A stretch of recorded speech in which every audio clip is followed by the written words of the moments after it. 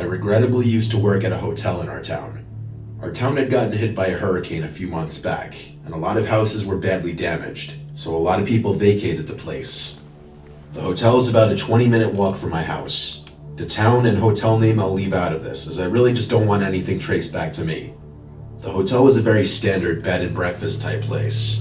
You know, where they serve wet scrambled eggs, frozen sausages, and assorted cereals. Ooh, that sounds nasty. The hotel had a busy month after the hurricane, as some people were out of their houses due to damages. But after a while, things quieted down. If anything, quieter than before the hurricane. I always worked nights, from 6 p.m. to 2 a.m. Then someone would relieve me at 2 a.m. and they'd work till 10 or 11 a.m. I could always see how many people were checked into the hotel. And at the time, it was only maybe 9 rooms, which wasn't a lot at all. For real. I could go the whole night sometimes without seeing anyone. There was a back break room for employees with a coffee machine, fridge, table, and a couple sofa-type chairs. The employee bathroom was also back here.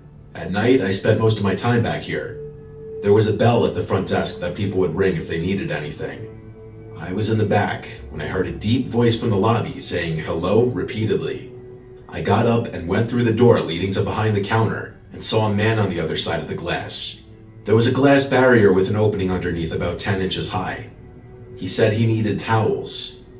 I grabbed him a couple extra towels and slid them under the glass for him.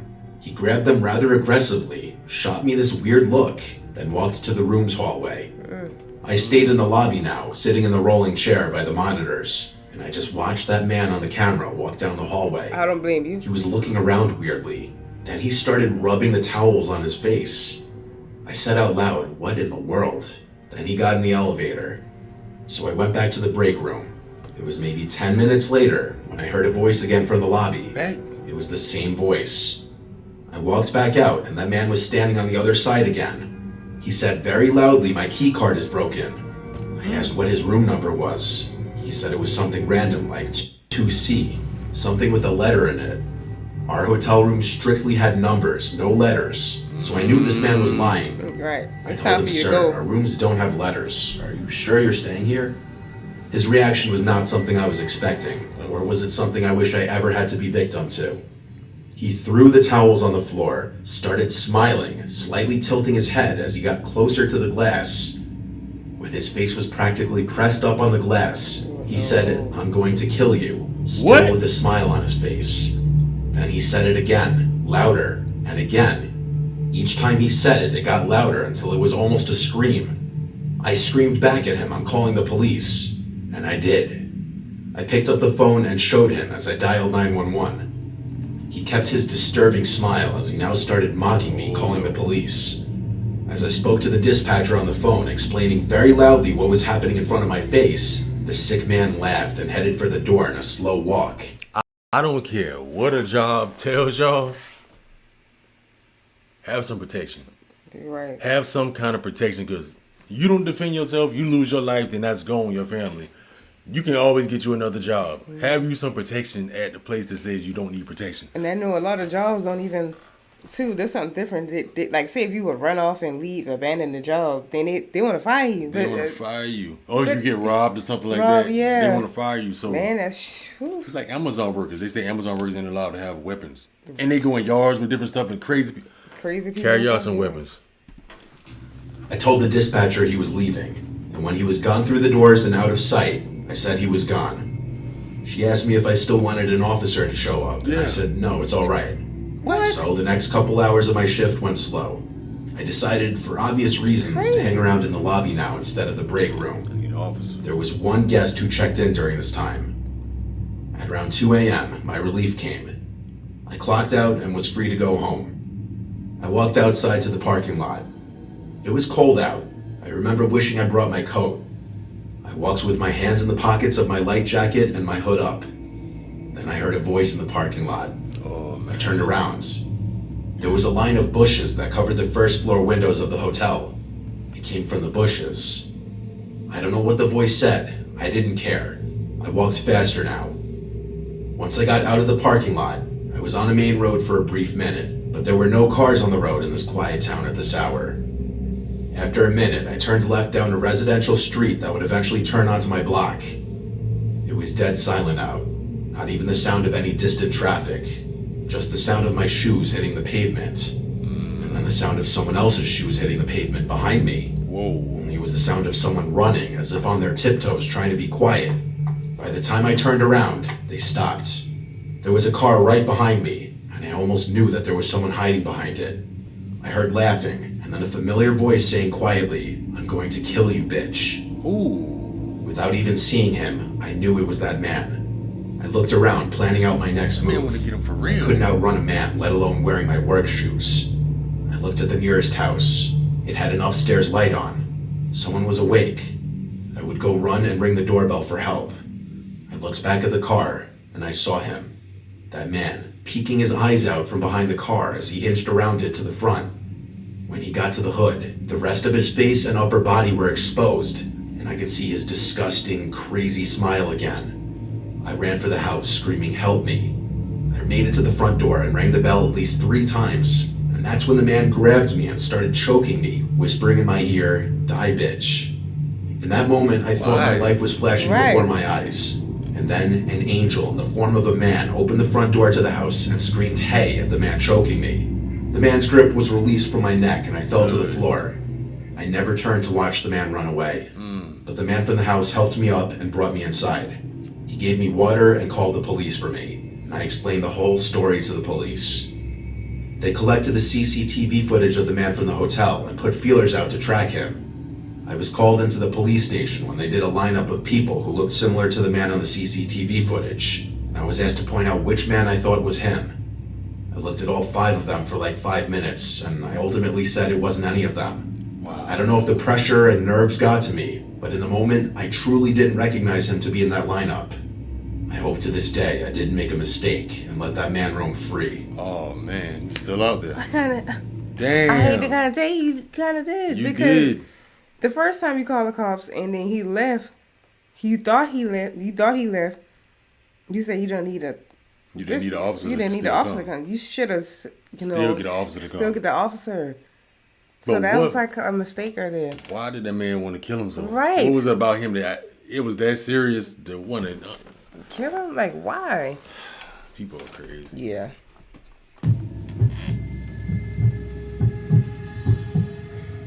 Work in the pro department of a home improvement company. I work the closing shift with another cashier, who I'll call Nicole. Nicole is a really kind but quite timid cashier. She's also very pretty, so she has a lot of contractors hit on her. It's usually not that worrisome, though. A few compliments, maybe a dinner invite, which she'd politely decline. I would probably ask her out as well, if it wasn't for one detail. Nicole does have a girlfriend, so being hit on by guys on a daily basis makes her rather uncomfortable. When we first met, I told her she ought to tell those guys about being gay, but she kept saying it wasn't any of their business, so she kept that part to herself. Nicole has become my best friend, and having another cashier there with you keeps things from getting lonely. We even cover for each other's lunch breaks. One day when I came back from lunch, Nicole started telling me about this rather creepy guy who was flirting with her. She said she politely turned him down, saying she was with someone already, and while he didn't seem happy, he did leave. I shrugged it off as nothing more than the usual horny guy and laughed it off. But later that day, the man came back. Nicole wasn't there, as she had left to help a customer find some lumber, so it was just me. He looked rather normal, probably handsome to most women, but he acted off. After looking around the area, I asked him if I could help him with anything. "I'm here to see Nicole," he told me. I asked him how he knew her, and he said he had come in earlier and asked her out, to which she said yes, so he had come back in to pick her up. I told him she had left for the day, a usual lie everyone tells to cover for their friends. His smile went away as he started looking annoyed. He said he wanted to speak to Nicole and ask her out again, which contradicted what he had just told me about accepting his previous invite. I told him he could not do that, which caused him to cross his arms and ask me why not. I'm not the best liar when it comes to making up excuses on the spot. However, I didn't want to tell him Nicole was gay if she didn't want him to know it, so I just blurted out that Nicole was my fiancée. His annoyed look went to confusion as he asked me how someone as pretty as she is could go out with someone like me. Dang. I'm not a Jason We Momoa kinda or get anything, smart. but I don't think I'm that bad looking. I told him it didn't matter and that her and I were getting married in a couple months, so he needed to back off. He gave me a death look, but didn't say anything. After an awkward silence, he left. After Nicole had gotten back, I He told might have got himself involved in something now. You're right. what went down. She asked me to describe him, and after I told her what he looked like, she said that was the same guy who came in before. She was a bit creeped out by what went down, but she found the fiancé excuse rather funny. She even stated she'd rather be engaged to me than go out with him, which I'm guessing was a compliment. A couple of weeks went by, and we had all but forgotten about the man at this point. But one night, after it had gotten dark, Nicole and I were getting the trash together so we could close down the registers and go home. Just then, we hear a bang at the door, causing both of us to nearly jump out of our skins. It was the guy again. He had a wild look in his eyes as he kept his face pressed against the glass. We're closed, I tell him. But he insists he needs to come in. Oh no. Nicole yells again to tell him she's not interested, and for him to go away and leave her alone. But he yells that he's not here for her. He's here for me. He then says that if he can, quote-unquote, take out her husband, then she'd be all his. Based on that, he wanted to kill me. I tell Nicole to run to the manager's office and call the police, and I'll stay here and watch him. I won't lie, though. I was pretty afraid to be in that tiny little area if the guy's able to get in. I bet. He wasn't the biggest guy, but he could have had a weapon on him. Okay. Plus, the store doesn't allow us to have self-defense items on us, so I was on my own here. The guy then started ramming the sliding doors like he was crazy. The doors were rattling. I could have sworn we're gonna come off its base. Just then, Nicole comes running back around the corner with a 2x4 in her hand, yelling that the cops are on their way. Finally, the man decided to leave. The closing manager met the officers when they came, and he took them to review the cameras. Thankfully, the man was caught and arrested, but Nicole nor I felt safe working there any longer. Right. We're still friends and even attend the same college together, but we do have separate jobs now while we pay our way through classes. I'm glad she was there to help me with the rogue man, as I hate to imagine what he might have done to me, or worse, what he might have done to her. She says she's glad I was there for her as well, as having a guy around tends to make men like him less confident in what they might try. It was a wake-up call for me as to how dangerous it can be for some girls when an interested guy just doesn't want to take no for an answer. That's true.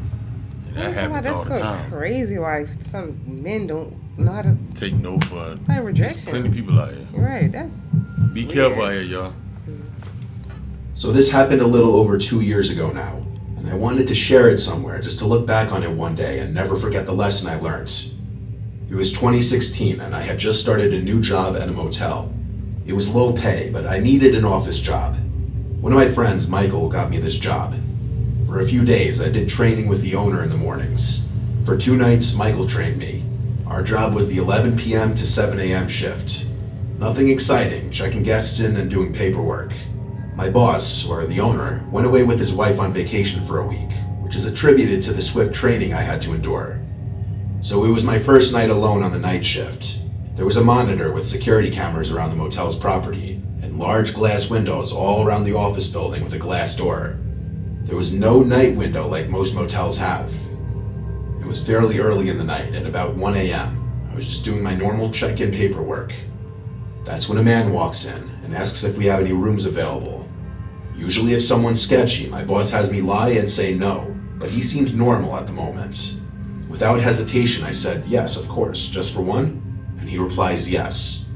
So I begin creating the reservation on the computer when I notice he starts swatting the air and making spitting noises, as if he's being surrounded by flies. I try to ignore it. As far as I'm concerned, it wasn't my business. I would have stopped the paperwork and everything, cancel your room. You know, matter of fact, we don't got none. Yeah, look at the computer. Look. Oh, matter of fact, I'm sorry. I'm sorry, we don't have no more Yeah, rooms. you gotta go. Yeah. You gotta go with the weird. Swatting and spitting. Shit. You gotta go. Surrounded by flies. I try to ignore it. As far as I'm concerned, it wasn't my business. So I try to check him into the room as quickly as possible. I give him his key and he's on his way. At this point in time, I could be described as very timid. I had a lot going on in my personal life, so I hope you can all understand my reaction to what happens next. The man comes back from his room and slams his hand on the glass door, causing me to jump. Absolutely frightened, I look up to see him just staring at me. He cracks the door and puts his head through and says, I can't get into my room. Why won't you let me into my room? And my only defense is trying to be helpful. So I replied, maybe there's something wrong with your key. Let me give you another one. The look he had in his eyes was inexplainable. I felt like I was in absolute danger. I handed him his new key and he went back to his room. I tried texting Michael because he's the one who trained me. though it was in the middle of the night and he was asleep. Dang. I needed some guidance. With no reply from Michael, I noticed the man trudging down the stairs to come back. Oh, man. I go into absolute panic mode. I run into the back office and lock the door, and I pull out my pocket knife. It's important to keep protection when working at night. Something. See I that? hear the man in the office yelling, "Hello, hello, why won't you let me into my room? Do you not like me?" Me being an absolute idiot and not standing my ground and just calling the police when I'm feeling scared, I decided to take the situation on alone. I reply, "I'm just on the phone, I'll be right out." I then start calling Michael over and over for help. Damn, No calling answer. Michael. Mike sleep. I decided to take a few breaths and then step out of the office. You didn't call a cop. The man was not there. He was in the bathroom. I start hearing him talking to himself, angrily saying, "Kill her, kill her." Oh, boy. My heart sank. Still being an idiot and not calling the police, he comes out and I say, "Your key was broken, I'm sorry. Let me escort you to your room." He agrees, thankfully. I was wearing a long-sleeved sweater, so with my arms down, I was able to hide my... You heard this man in the bathroom saying, kill her, but you're going to walk him to the room and help him out. And you still said that you was being stupid and didn't call the police. So a person like calling Michael. A person like that, I said, y'all can say what y'all want, deserve to get what happened to him. Oh, shit. Yeah, I mean, you ain't call the police and you going to walk the person to the room and say they going to kill you? They say kill you? Oh, my God, yeah. Use a little bit of sense. Thankfully. I was wearing a long-sleeved sweater, so with my arms down, I was able to hide my knife in my hand while holding it. I begin to walk outside, and he seemed insistent to walk behind me. We begin making our way to the staircase and up towards his room. I was sweating from how nervous I was, continuously looking behind me to make sure he wasn't going to make a move. He stops at a room, and I stop at his room a few doors down. I smile and say, "Oh, that's the wrong room. This is your room," as it clearly said on the door. This whole time, he was going to someone else's room and trying to open the door. After letting him into his room, I quickly ran back to the office and locked the door, and I found out there was a lone woman staying in the other room he was trying to get into. The next guest I checked in was a police officer from a few towns over. I felt bad for confiding in him about the guy, but he seemed willing to keep an eye and ear out. The next night, the man came back, but I had the doors locked and told him we're all booked up. I explained to my boss what happened when he got back from vacation. However, he didn't take it very seriously. I continued to work there on the night shift for the next year, where many other strange encounters have happened. Continue. This was one of the worst. You continue to work there. Continue to do it. I can't do it. Some people just... I can't do it. After that strange encounter at that hotel, man banging on doors and man, I'm done. And your boss didn't even take it serious? The boss didn't take it serious at all. He didn't, because he didn't even care. The boss was on sleeping, ignoring you. Exactly. You handle it. Man, what? I just can't. Yeah. Person say, kill you, kill her. You still swatting gonna come out, swatting the air, then you gonna walk them down to their room at the person. Then he wanted to walk behind you. Then he was trying to get into somebody else's room. Probably trying to. Man, How y'all feel about those three crazy night shift stories, man? And like he said, let us know in the comment section down below if y'all had any like crazy experiences, anything like night shift scary stories. Because I know we did. Yeah. Do you carry weapons to your job?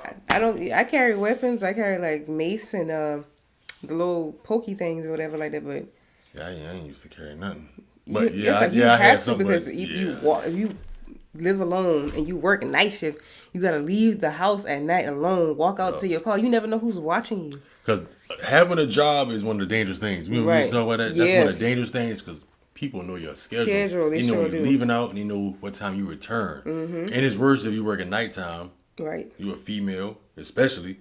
And a male too, but you going to, like you said, around that time, 1 o'clock in the morning, 2 o'clock, or going to work. And you just never know who's watching you. Nowadays, people are just crazy now. You got to be careful. It's like always got to keep protection. Some type of protection. You don't have to be a gun, because I know a lot of people don't like to carry guns. Mace, like you say, mace, taser, something. Bear mace, especially that bear mace. That bear mace, something serious. But yeah, y'all get down in the comment section. Let us know if y'all work night shift and how you feel, if you had any experiences. Don't forget to throw a thumbs up, share the video. We appreciate y'all for tuning in with us for Mr. Nightmare, another scary stories. Well, 3 scary stories. We catch y'all in the next video. Catch y'all next one.